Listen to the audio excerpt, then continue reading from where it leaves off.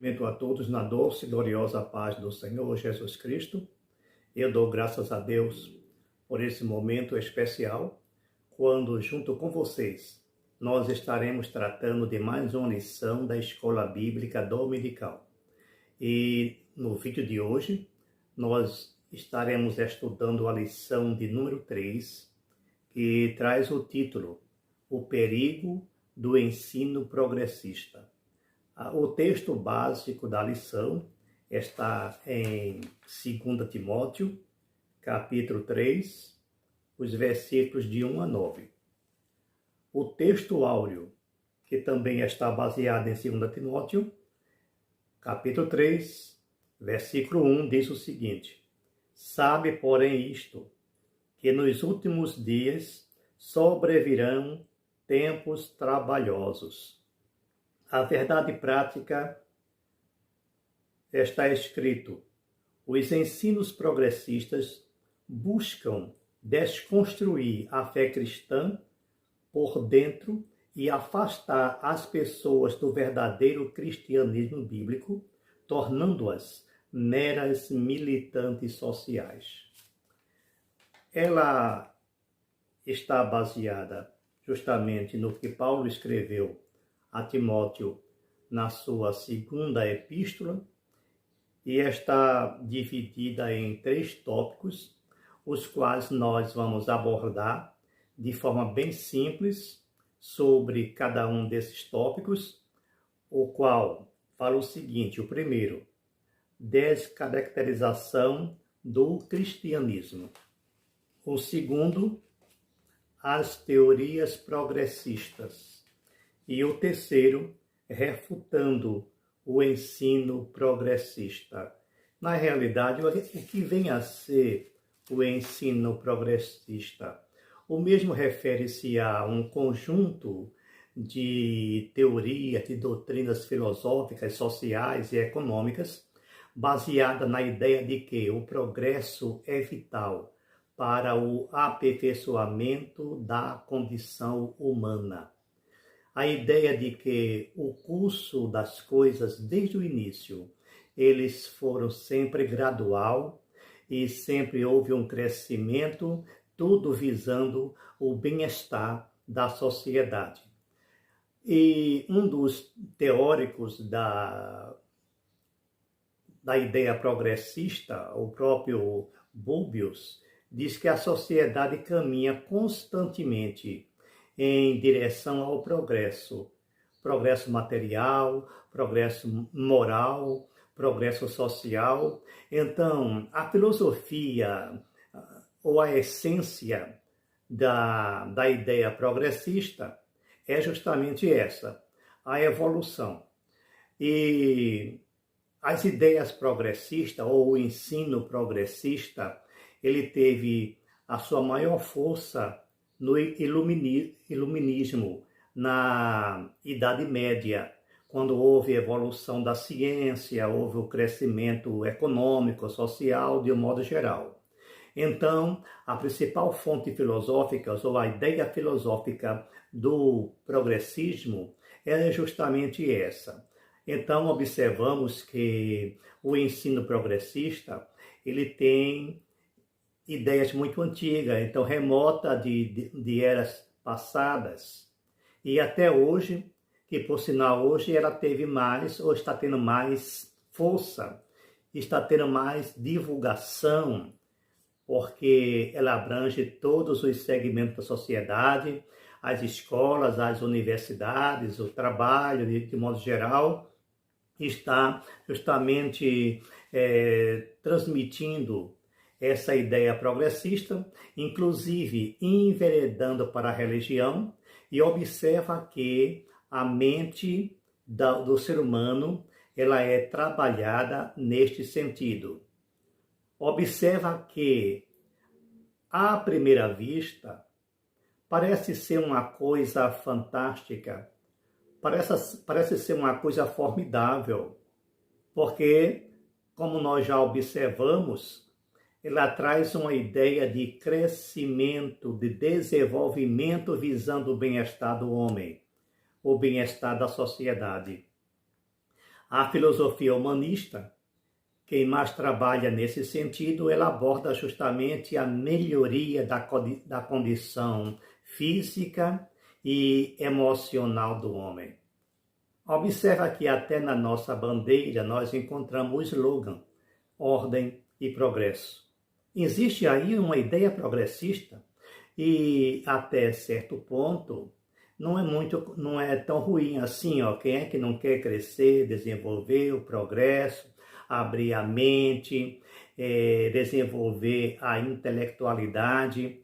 Porque eu tinha um certo professor que dizia que um país só era desenvolvido quando também se desenvolvia o intelecto das pessoas. Então não bastava somente crescer na indústria, crescer na população, etc., mas o intelecto precisava também crescer. Essa é a ideia, ou era também a ideia na época. Aí vocês observam o seguinte, quando nós reportamos para as lições passadas, quando a ideia da lição, das nossas lições, as 13 lições que aqui estão sendo abordadas, mostra sobre o império do mal, aí parece um contrassenso, parece pensamentos antagônicos.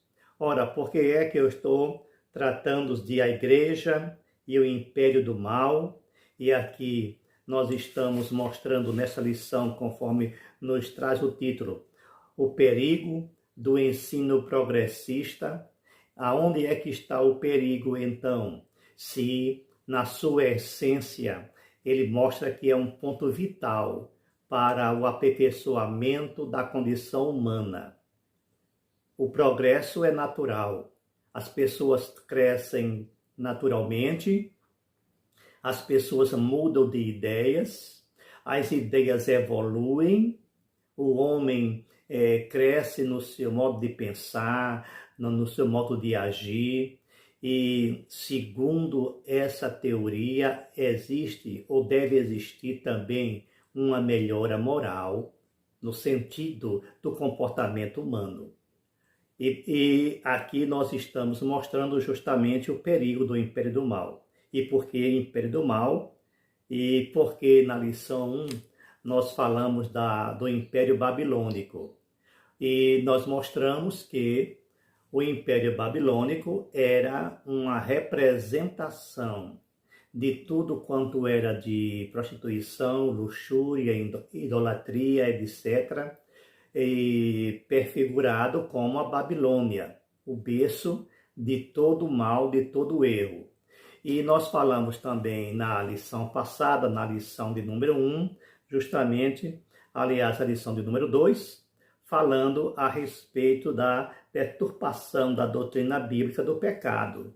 Então, é justamente aí que chega o ponto crucial do nosso ensino, do nosso estudo.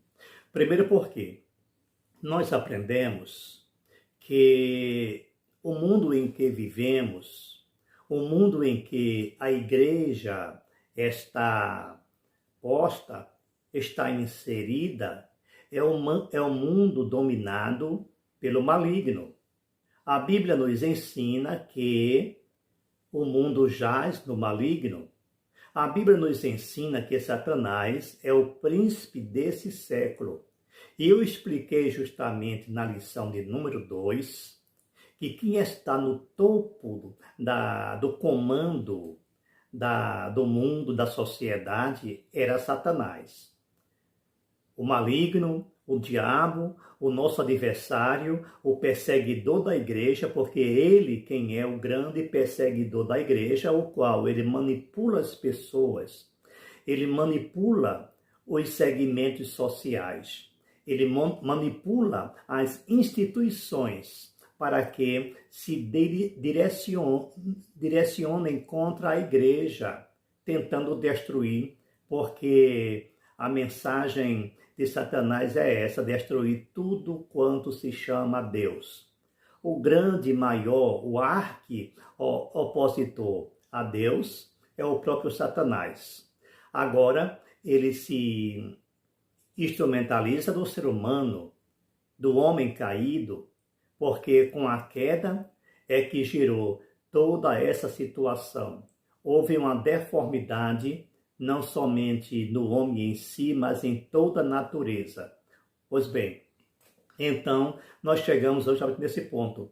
A igreja santa, comprada, lavada pelo sangue do Senhor Jesus Cristo, a igreja que não é um organismo religioso, ela é uma religião, não resta dúvida, está dentro de uma religião, mas igreja não é fachada, igreja não tem título, igreja não tem local, igreja não tem época. A igreja do Senhor Jesus Cristo, ela é constituída por todas as pessoas nascidas de novo, as pessoas salvas que professam o nome do Senhor Jesus Cristo como seu único Senhor, como seu único Salvador.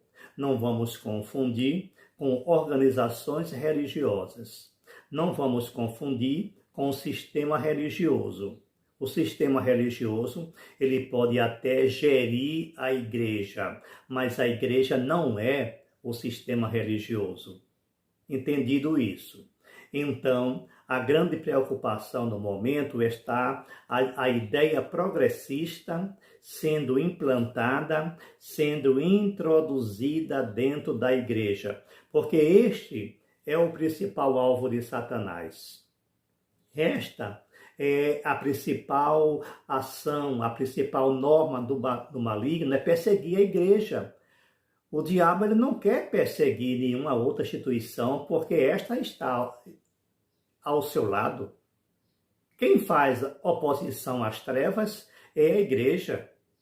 Então, Satanás não persegue o ímpio. Alguém diz, não, Satanás tentou A, tentou B, mas como é que ele vai tentar o seu amigo que já faz a sua vontade? Como é que ele vai tentar um organismo que está dentro do seu organograma? Satanás ele é muito bem organizado e ele tem um organograma, ele tem uma norma, ele tem uma regência e sendo, portanto, o grande regente desse universo, ele se vale justamente dos segmentos sociais. Para quê? Para perseguir a Cristo. Para perseguir a igreja. Este é o grande objetivo.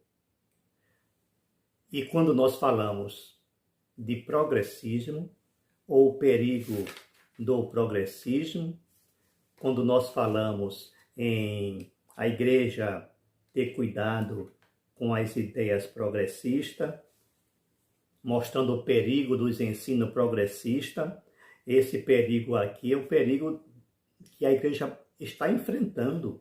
A igreja enfrenta. Observa que a primeira atitude das trevas é o enfraquecimento, é uma estratégia de guerra. O enfraquecimento da estrutura da igreja. A primeira ideia, a principal ideia é essa, enfraquecimento da estrutura da igreja. E como é que ele vai enfraquecer a igreja? Enfraquecendo a família, desconstruindo a família, porque a grande mensagem do progressismo não é o bem-estar social, é a desconstrução daquilo que é absoluto. E tenta taxar tudo de relativo. A igreja, o pecado, a mensagem, a Bíblia, eles pregam como se fossem valores relativos. E nós pregamos o valor absoluto da palavra de Deus. Tudo que vem de Deus é permanente, é absoluto, é atemporal.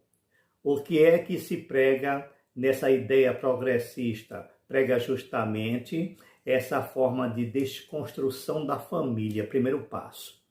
Porque a grande estratégia é essa, desconstruindo a família, consequentemente, vamos desconstruir a igreja. Daí, a grande preocupação da igreja com a família. A família bem estruturada, bem alicerçada na palavra de Deus, ela tem condições de resistir a todas as investidas malignas. Então, essa grande, essa rica, essa excelente lição que é trazida hoje, que nós iremos abordar nas salas de aula, nas igrejas evangélicas, principalmente as igrejas que estão vinculadas à Convenção Geral das Assembleias de Deus no Brasil, as igrejas também, outras denominações, outros ministérios também que se utiliza dessa revista que é editada pela CPAD. Então eu tenho certeza que estão tendo excelente proveito nesses ensinos. E espero que você que está nos assistindo, que está nos ouvindo, possa nos acompanhar até o final e deixa o teu comentário, deixa o teu like, comenta aí se a sua igreja também usa a revista da CPAD e como vocês estão sendo abordados ou desenvolvendo essa lição tão rica em suas salas de aula. O que nós vemos aqui nesta lição é o primeiro tópico, descaracterização do cristianismo, a deterioração moral.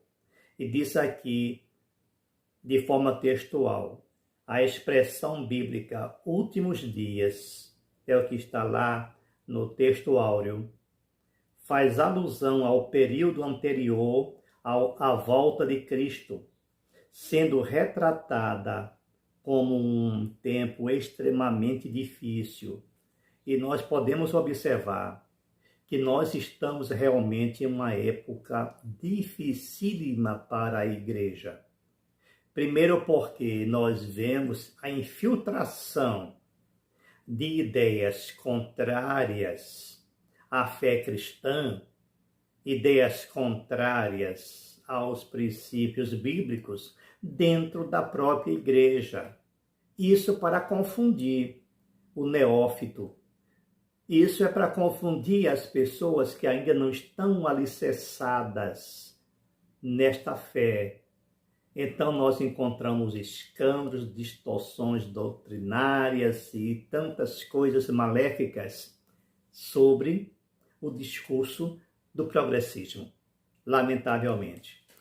Então, o que é que nós vemos nesse discurso progressista? Tudo é relativo, o pecado é relativo e não se pode pregar isso, não se pode falar isso, porque é discriminação, é pregação contrária aos princípios éticos, e são tantas qualificações que têm uma aparência de coisa boa, porque quando se fala de erro, então diz que é discurso de ódio. Quando se diz que Deus criou homem e mulher, então é discriminação. Essa é a ideia que passa para a mente das pessoas e, infelizmente, alguns segmentos religiosos estão seguindo essa filosofia, esse princípio. Precisamos estar atentos, porque nem tudo aquilo que parece belo é realmente belo, é somente a capa. A Bíblia nos ensina que Satanás é capaz de se transfigurar em anjo de luz. Então, observa que quando se fala em comunhão, em fraternidade, em amor, em bem-estar, nem sempre isso é verdadeiro. Isso é só a faixa. Por trás de tudo isso está uma oposição a Deus. Observa isso, amada igreja, diletos irmãos. Por trás de uma bela mensagem, de uma bonita explanação, está uma oposição aos princípios morais, aos princípios bíblicos. Porque Satanás, ele nunca vem dizendo que é mal. Ele não diz que é perverso. ele não diz que é ruim. Ele não diz que vai destruir a fé cristã. Ele prega através da sociedade, através dos homens, que ele é bonzinho, que ele é correto, que ele veio fazer o bem. Agora observa o seguinte, ele sempre nos transmite, como eu tinha um professor que dizia, tudo parece muito belo, mas sempre tem aquele cheirinho de enxofre. Observa que certas religiões, certos segmentos religiosos, certas organizações trazem seus símbolos. Tudo tem seu símbolo. Toda instituição tem um slogan. Observa justamente esses símbolos. Observem esses slogans. Há uma mensagem por trás disso.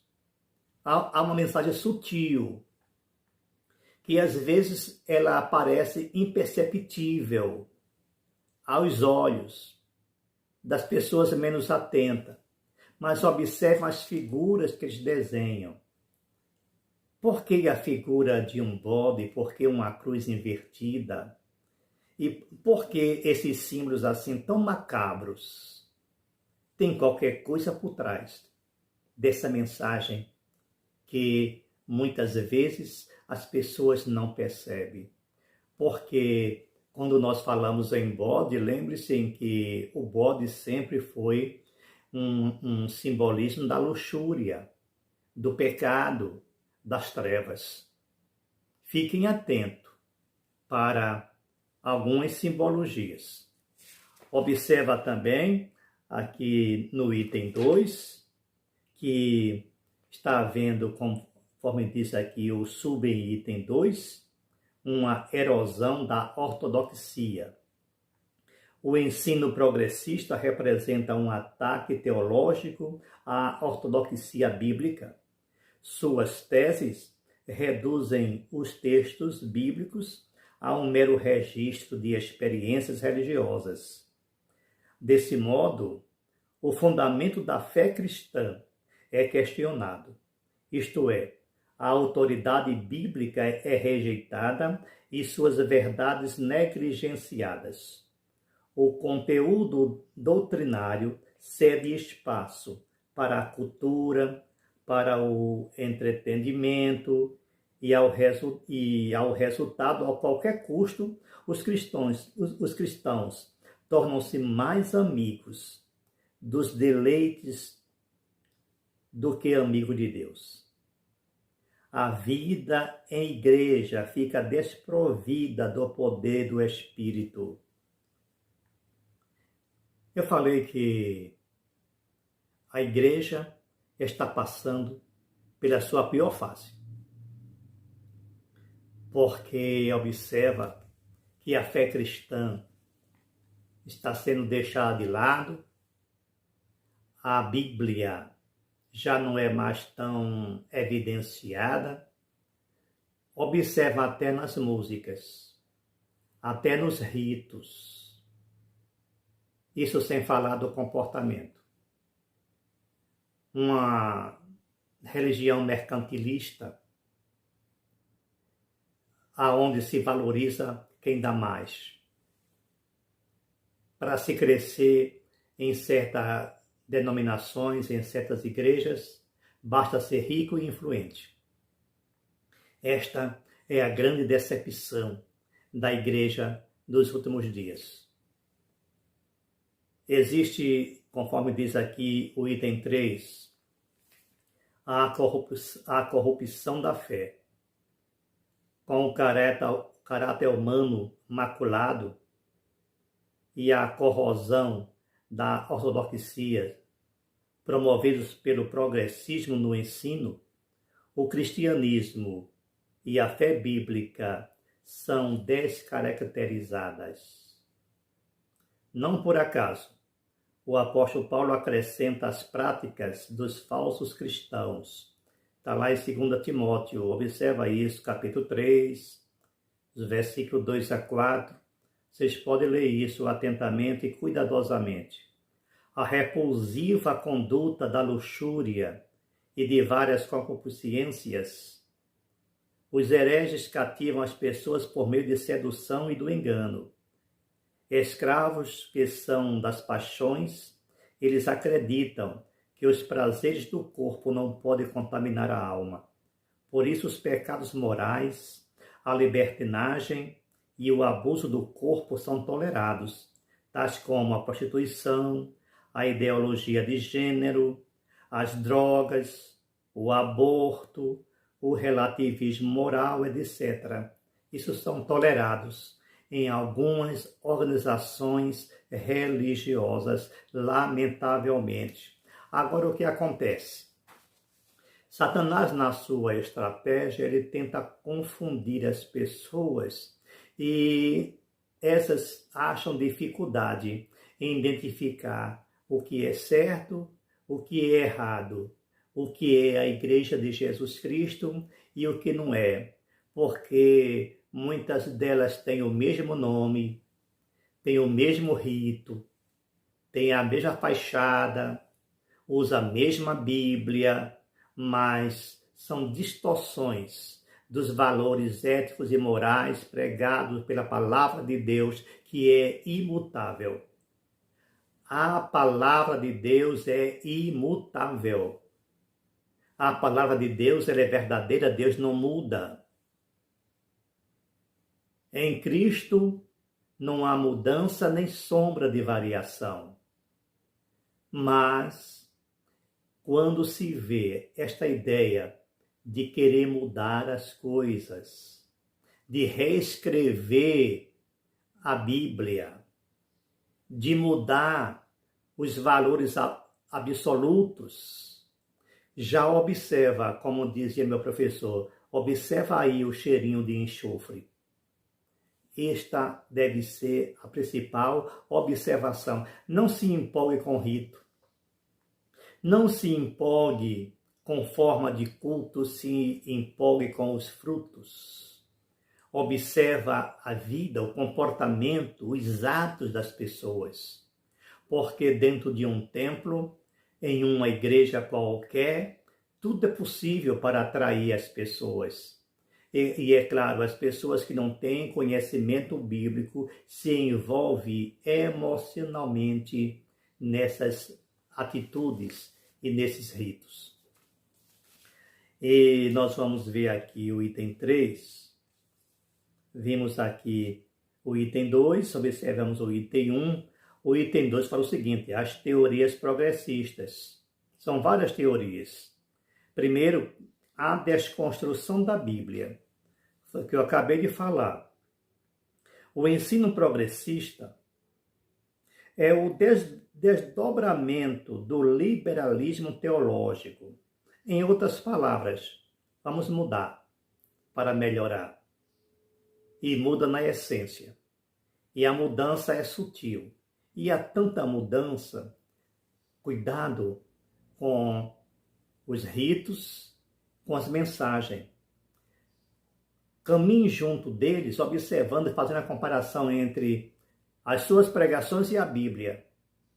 Porque nós encontramos ideias progressistas de forma isolada, mas existe dentro de igrejas corretas, dentro de igrejas certas, mas há casos isolados. E às vezes, esses casos isolados, eles tentam desconstruir as pessoas certas, porque como não tem uma certa base teológica, então acha que é certo, acha bonito. Observa isso, olha, se não está na Bíblia, se não tem embasamento bíblico, não siga. A Bíblia é a palavra de Deus e é a nossa única regra de fé e prática. Se não está na Bíblia, desconfie, não siga, não dê muita atenção. Teorias, formas, experiências extras bíblicas. Eu não posso me basear em experiências extrabíblicas. Pode ser verdadeiro e pode não ser. Pode ser ilusões, pode ser alucinações, pode ser qualquer coisa, mas pode não ser Deus. Tenha cuidado com certos modernismos dentro das igrejas, que às vezes não é o pensamento da liderança. São ideias de algumas pessoas, de forma isolada, que tentam infiltrar ou implantar essas coisas dentro da igreja do Senhor Jesus Cristo. O teísmo aberto. O que é isso? No teísmo aberto, que é outra corrente da teologia liberal, da teologia progressista, que é o reconhecimento, melhor, ele não reconhece a Deus como Senhor soberano e absoluto. Veja que absurdo. Deus, ele não sabe tudo. Muitos chegam a pregar que a queda do homem no Éden pegou Deus de surpresa. Aí Deus precisou reescrever a história da humanidade. Se nós pensarmos assim, nós vamos ter justamente a ideia de um Deus fraco, de um Deus limitado, de um Deus que não sabe muito bem o futuro, ele sabe o presente. Vai até dizer que não é um Deus eterno. Essas ideias, elas entram de forma sorrateira dentro da igreja e dão ênfase a tanta coisa. Então, quando se fala em teologia, cuidado que nem sempre a teologia é teologia. Porque a teologia da libertinagem, a teologia do conformismo, a teologia da prosperidade, da libertação, etc., podem ter nomes bonitos, mas não são verdadeiros. São distorções da palavra de Deus. Isso é uma tentativa de desconstruir a ortodoxia bíblica.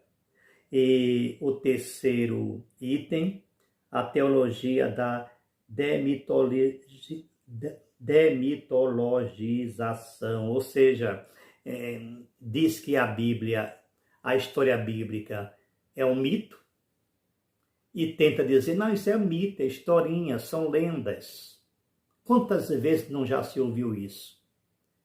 Achar que certas narrativas bíblicas, certas histórias bíblicas não passam de lendas que foram repetidas dentro da igreja a partir da Idade Média. Eles repetiram história lá da Mesopotâmia, porque tem história parecida, isso são mitologia, e aí tenta confundir aquilo que é puro e aquilo que é verdadeiro. No item 3 da lição, refutando o ensino progressista, reafirmando a autoridade bíblica.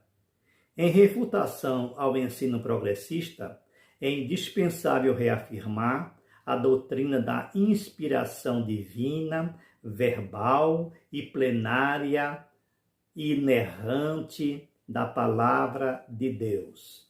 2 Timóteo 3, 16 e 17. Leiam isso. Acompanhem nas suas Bíblias. A Bíblia é divinamente inspirada.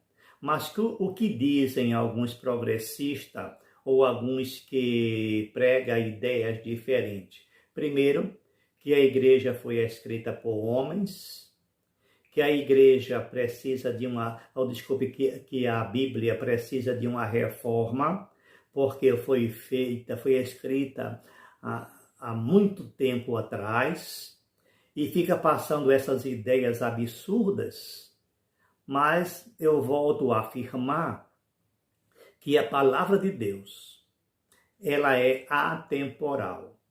Ela tem validade ontem, hoje e eternamente. Os homens escreveram, não resta dúvida, foram homens, mas homens inspirados pelo Espírito Santo.